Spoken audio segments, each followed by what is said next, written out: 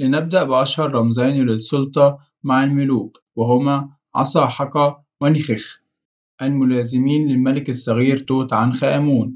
كانت عصا حقا للملكية ونخخ لخصوبة الأرض. كانت عصا حقا رمزا راسخا للحكم.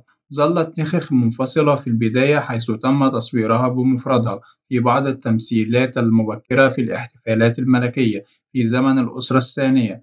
أصبح عصا حقا ونخخ مزدوجين على الرغم من اختلافهم، ولكن يتم تمثيلهم معا بشكل شائع ممسكين فوق صدر الملك أو أوزيريس أو الآلهة الأخرى المحددة معهم.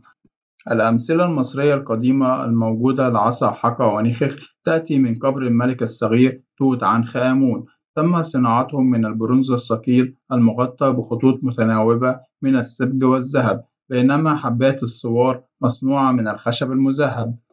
وهناك أيضًا صولجان واس المرتبط بالإله أنوبيس. يكون الصولجان في شكل عصا طويلة يشكل طرفها العلوي على هيئة رأس حيوان وطرفها السفلي ذو سنين مثل الشوكة، وقد تكون العصا موجية أو مستقيمة.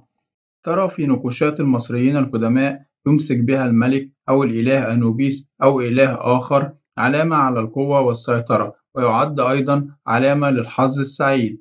فمعنى اسم الصولجان واس هو السيادة أو الحظ. ظهر هذا الرمز أول مرة في آثار الحقبة الأولى من تاريخ مصر. وجد من الصولجان في كثير من المقابر، وكان يستخدم في المعابد وكتمائم.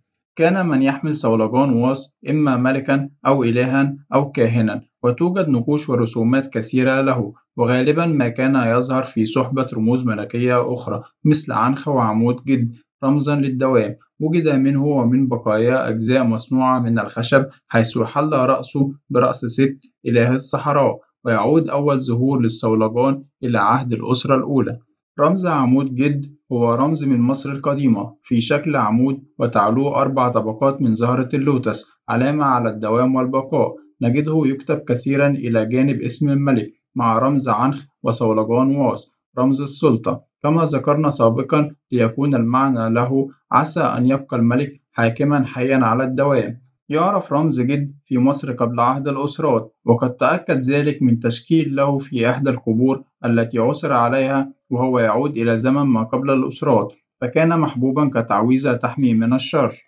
في عهد الدولة القديمة كان هناك كهنة يسمون جد المحترم، وحتى إله منف بتاح كان يسمى أيضا جد المحترم. وكان هناك في منف عيد يسمى عيد إقامة عمود جد، كما كان الملك يقوم بنفسه بإقامة عمود جد بواسطة الحبال، وقد كان ذلك تيمنا بأن يطول حكم الملك.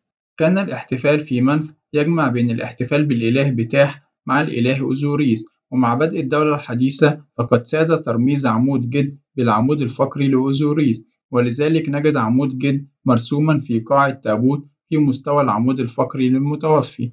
وأخيرا أشهر الرموز المتداولة وهو عنخ المعروف بمفتاح الحياة. مفتاح عنخ هو رمز هيروغليفي قديم كان يستخدم في الكتابة والفن لتمثيل كلمة الحياة، وبالتالي يعد كرمز للحياة نفسها. تم استخدامه في الكتابة كعلامة ثلاثية تمثل سلسلة من 3 أحرف، وهما العين والنون والخاء. يمكن العثور على هذا التسلسل في العديد من الكلمات المصرية، بما في ذلك الكلمات التي تعني المرأة وباقة الأزهار والحياة غالبًا. يظهر الرمز في صورة مادية ويمثل حياة أو مواد مثل الهواء أو المياه. كان الرمز شائعًا بشكل خاص في أيدي الآلهة، أو يتم منحه من قبلهم إلى الملك الحاكم لتمثيل قوتهم في الحفاظ على الحياة وإحياء الأرواح البشرية في الحياة الأخرى. تعود الأمثلة المبكرة على علامة عنخ إلى الأسرة الأولى.